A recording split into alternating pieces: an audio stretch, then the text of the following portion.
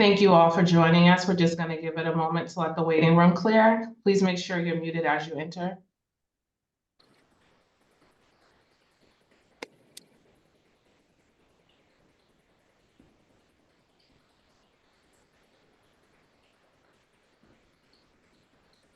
All right, good afternoon. This is a hearing before the Boston Cannabis Board, the BCB. Today is June 12th, 2024. Please note that today's hearing will be both the BCB's transactional and voting hearing. Today's hearing is being conducted pursuant to temporary amendments to the open meeting law. This is what allows us to meet virtually.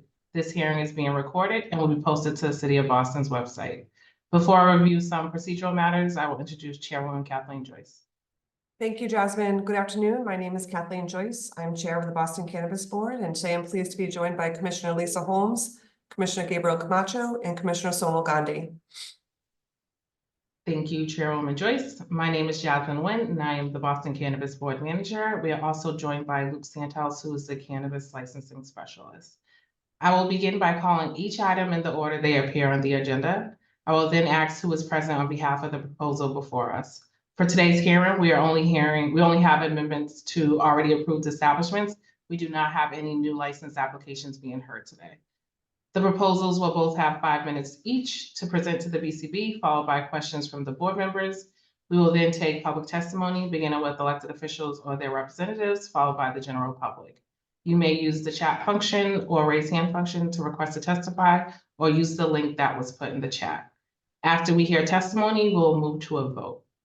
Each board member has the ability to grant with conditions, defer, reject without prejudice, which means the applicant can return anytime with an application at the same location, or reject with prejudice, which means the applicant cannot reapply at the same location for 1 year. The first item we have, the applicant is Silva Therapeutics, Inc. The license premise is 717 to 721 American Legion Highway, Rosendale. The license type is a co-located medical and recreational cultivator and product manufacturer cannabis license. The request is for approval of a DBA name, doing business as. The licensee is seeking the approval to add the DBA name City Farm. Who is present on behalf of the licensee? Good afternoon, Maggie Roberts, attorney with Prince LaBelle on behalf of the licensee. All right, you may begin. You have 5 minutes. Thank you for having us here today. I'm before you to request approval for our client to use the DBA name City Farm. This DBA name has been approved by the Cannabis Control Commission and filed with the Boston City Clerk's Office. Just for a little brief background, City Farm is a tribute to the property's history. The building that the establishment will be located in was within a former flower nursery and was a fixture in the neighborhood for many years.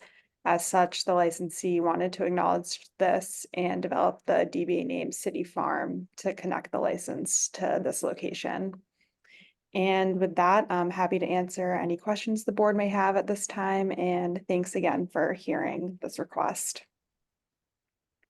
Thank you, Maggie. Chairwoman Joyce, do you have any questions?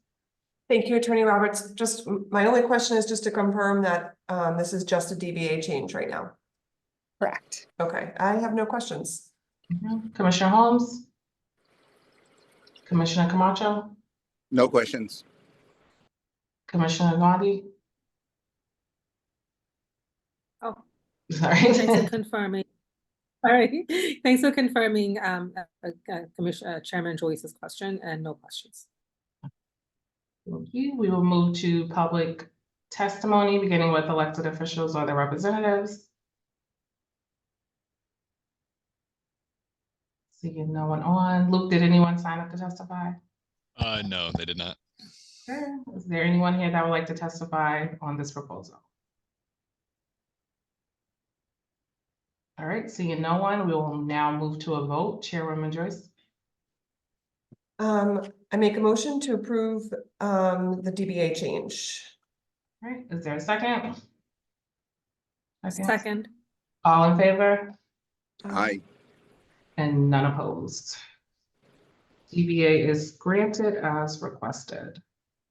All right, moving on to our next item. The licensee is Mayflower Medicinals, Inc. The license premise is 230 Harvard Ave in Alston. The license type is a recreational retail dispensary license. They're requesting to amend their operating hours. The current hours are Monday through Saturday, 9 AM to 7 PM, and Sunday, 11 AM to 6 PM. The proposed hours are Monday through Saturday, 8 AM to 10 PM, and Sunday, 8 AM to 10 PM. Who is present on behalf of the licensee? Good afternoon. My name is David Yulian. I'm also here with Andrew Plant, who is the president and CEO of Mayflower. Okay. Hello, everyone. Hello. I believe you guys submitted a presentation. You may share your screen and begin. Okay, just 1 second.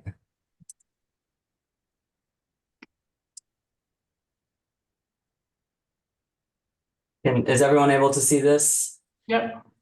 Okay. So thank you so much for having us. My name is David Yulian. I'm an attorney at Vicente LLP here on behalf of Mayflower Medicinals, which has a medical and adult use retail dispensary at 230 Harvard Avenue in Alston. And we're here today to present a proposed change of hours of operation. So just a little bit of background, Mayflower is fully licensed and permitted by the Cannabis Control Commission and the City of Boston, as I mentioned, to operate a co-located dispensary at 230 Harvard Avenue in Alston. The company is vertically integrated and has a licensed and operational cultivation and manufacturing facility in Fall River and 2 additional retail facilities in Worcester and Lowell. Since opening to medical patients in the summer of 2018, Mayflower has prioritized safety and compliance, maintained full cooperation with state and local authorities, and experienced no incidents of loss or diversion. And after receiving a license from the BCB, Mayflower commenced adult use operations in 2022. So as was mentioned, the current hours are 9 AM to 7 PM Monday through Saturday and 11 AM to 6 PM on Sunday.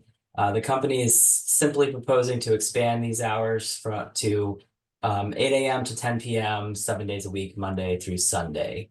There are a few reasons for this hours expansion. The first reason is just to provide more convenient access to serve patients and customers. Second reason is to remain competitive with other retail cannabis establishments in the city and in the surrounding areas in the increasingly competitive retail cannabis industry. And the third reason is to make consistent and uniform hours of operation for retail operations, both within Massachusetts and across the country. So Mayflower is a wholly owned subsidiary of Ianthus, which has retail dispensaries in various states. So this change is to really standardize hours of operation for similar types of retail cannabis establishments across the state and across the country.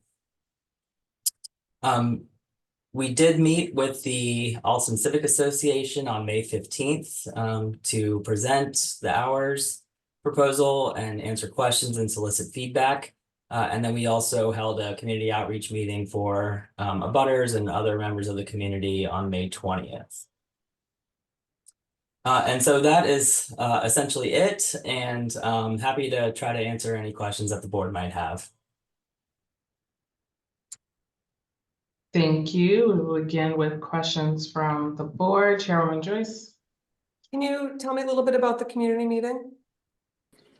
So the community meetings, both of them were fairly brief. There were a few people who attended for the Alston Civic Association who had some questions and some comments, but no real major opposition to these new hours.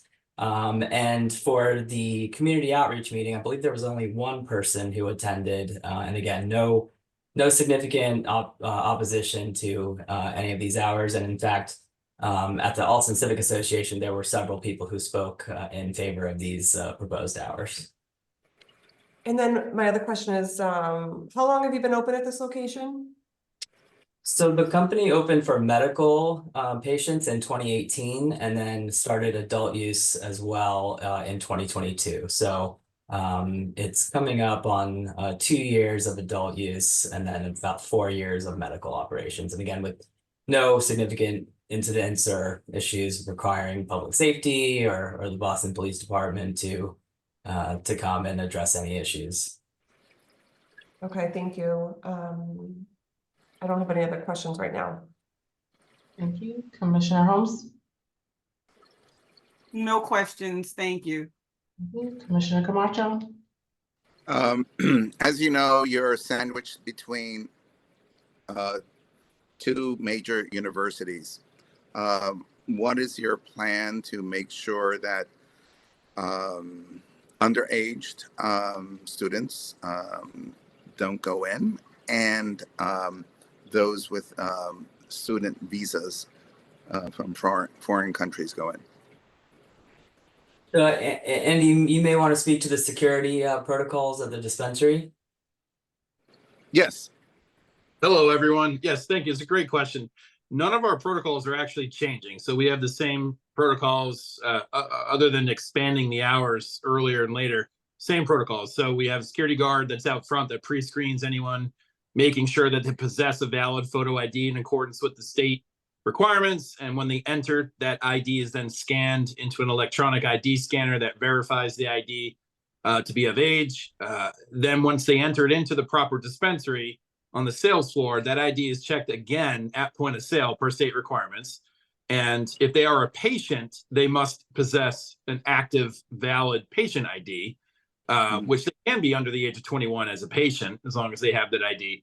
As an adult use customer, they must be 21 years of age and they must have a valid ID as listed by the state requirement. So those procedures will still remain in place. Thank you. Commissioner Gotti? I have no questions. I just have one comment. And the comment is I really appreciate the fact that the sidewalk and the surroundings of the store are always really well kept and neat and clean. So I just want to make that comment and hope that this continues with the extended hours of operation. So I have no other questions. And thank you very much for keeping your clean and neat. Yes, thank you very much. Thank you, Commissioner. Now we'll move to public testimony, beginning with elected officials or their representatives. Madam Chair, members of the board, Siggy Johnson for the Mayor's Office of Neighborhood Services. This proposal for an hour's extension underwent an ONS-led community process, which included an abutters meeting that our office hosted on the 20th of May and a meeting with the local active civic group, the Alston Civic Association, on the 15th of May. At the meeting that our office hosted, one abutter raised concerns regarding parking and traffic, although the proponents did point out they have an on-site parking lot. The meeting was lightly attended and no additional concerns were raised. It is our understanding that the ACA is in non-opposition to this proposal. With that, we defer judgment to the board. Thank you. Thank you. Are there any other elected officials or representatives that would like to speak? All right, we'll move to public testimony. Luke, did anyone sign up to testify? No, they did not. Okay. Is there anyone else that would like to provide testimony? All right, seeing no one, we'll move to a vote. Chairwoman Joyce? Thanks, Jasmine. I make a motion to approve the amended hours. Was there a second? Second. All in favor? Aye. And none opposed. The hours are granted as requested. All right, Thank you those very are all. much. You're welcome. Thank Those you. are- You're welcome. Those are all the matters before the board today. The board's next transactional hearing will take place on July 17th at 1 p.m. Thank you all for attending and enjoy the rest of your day. Thank you.